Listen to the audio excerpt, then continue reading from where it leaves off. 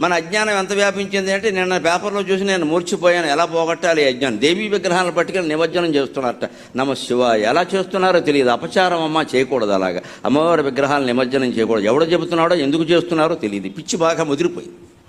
మొత్తం చెరువులన్నీ పాడైపోతున్నాయి. అమ్మవారి కోపం వస్తే పేటరేకిపోతుంది. ఆవిడ ఏమనుకుంటున్నారు, వినాయకుడిలాగా శాంతమూర్తి కాదు ఆవిడ. వేసేస్తుంది ఒక దెబ్బ. నన్ను ముంచడానికి నువ్వెవడరా, నేను మొత్తం ముంచేస్తానని. ఏంటి దశాయుధాలు ఉన్న అమ్మవారి విగ్రహం తీసుకుని నిమజ్జనం చేస్తారా? బుద్ధి జ్ఞానం ఉందా? నాకు మంటెత్తి మాట్లాడుతున్నాను నేను. గణపతి నిమజ్జనం అంటే అమ్మవారి నిమజ్జనం, అది మంచిది. ఈ వెళ్ళిన వాళ్ళు కూడా నిమజ్జనం చేసేయండి, చెను తిరిగిపోతుంది. వీళ్ళు కూడా మునగమన్నాడు. దాంతోపాటు లోకు కట్టేశారండి వ్యవస్థను. ఇక్కడ అమ్మవారి విగ్రహాల నిమజ్జనం ఏంటండి? ప్రతి పూజకి నిమజ్జనం ఉంటుందా?